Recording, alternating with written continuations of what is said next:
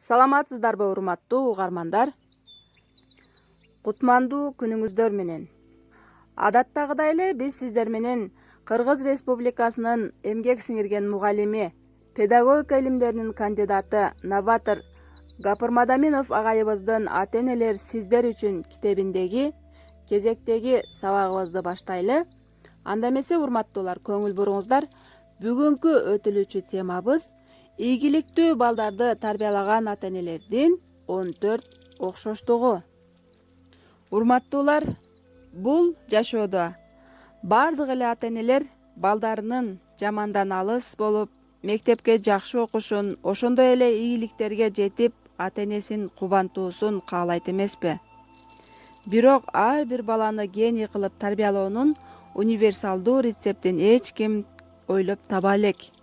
Ошого карабастан психологдор балдары жашоодо ийгиликке жете алган ата-энелердин бир канча окшоштуктарын изилдеп табышкан экен. Сиздерге кызык болгон болсо, анда көңүл буруңуздар урматтуулар.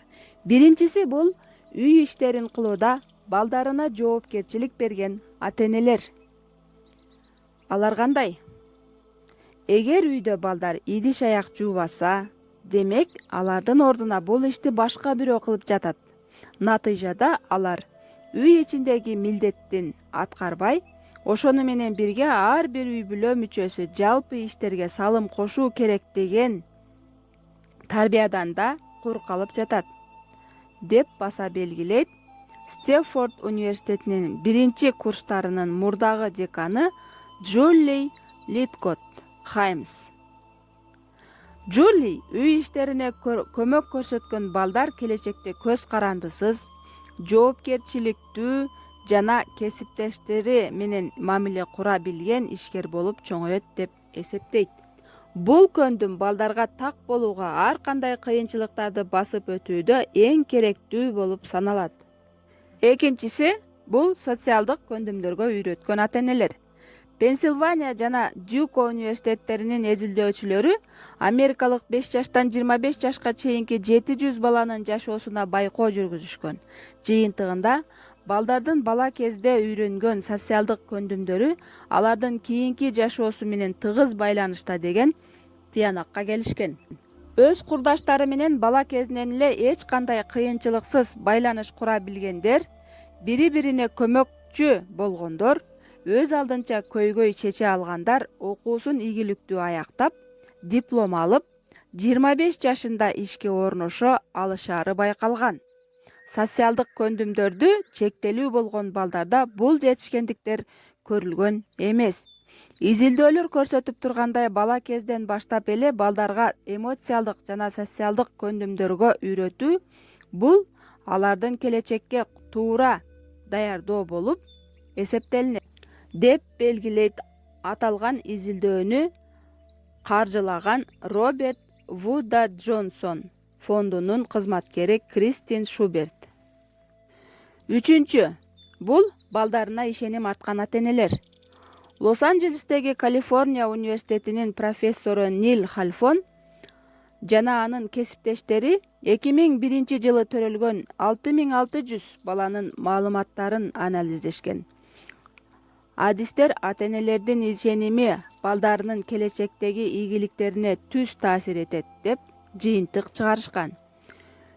Өз баласын колледждин студенти катары көргөн ата-энелер кандай гана шарт болбосун балдарын окутууга аракет кылышкан, дейт профессор. Жогорудагы изилдөөнүн жыйынтыгы психологиялык феномен Пигмалион эффектиси менен да ырасталат. Бул эффектинин маанисине токтоло турган болсок, кайсы бир адамдын башка адамга карата үмүтү жана ишеними ошол адамдын ийгиликке жетүүсүнө мотивация болуп эсептелет. Төртүнчүсү бул эне менен атанын ортосундагы жагымдуу мамиле.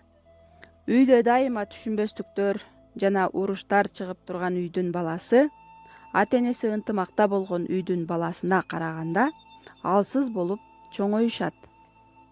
Иллинойский университетинин илимпоздору ата-эне ажырашкан убакта да бири-бирине мамилеси түз болсо балага жагымдуу таасир этет деп белгилешкен.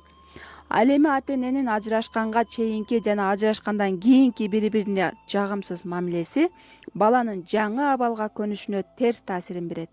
Андыктан ата эненин бири бирине болгон мамилеси баланын келечегине жана өздүгүнүн калыптануусуна түз таасир берет деп айта алабыз. Бешинчиси бул балдарын эрте жаштан математикага үйрөтүп баштаган ата эне.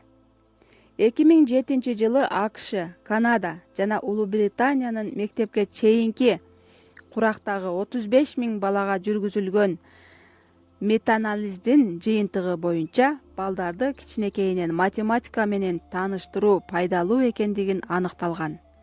Эрте жашта математика менен алектенүү келечекте баланын эсеп чыгаруусуна эле эмес, окуусуна да оң таасир берет дейт аталган изилдөөнүн авторлорунун бири Түндүк Батыш университетинен Грег Дункан. Кийинки аз стресс болгон ата энелер. Жакынкы изилдөөлөргө таяна турган болсок, энелердин 3 жана 11 жаш арасындагы балдары менен өткөргөн убактысынын көптүгү баланын эртеңки жүрүм-турумун, саламаттыгын жана ийгилигин прогноздоого жардам бербейт деп айтылат. А бирок бүтпөгөн үй тиричилигинин жана жумуштун натыйжасында эненин стресс болуусу балага түз таасир берет дейт Боулинг Грин университетинин социологу Кей Номагутти.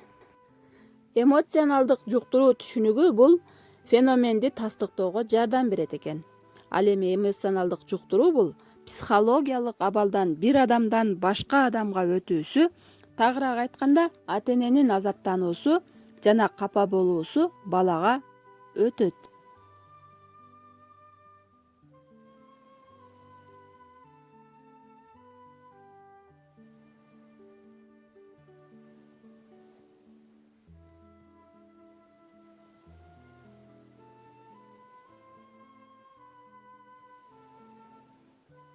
Балага дагы чоң таасирин берерин унутпасаңыздар. Кайрадан көрүшкөнчө сак саламатта болуңуздар. Көңүл бурганыңыздарга чоң рахмат.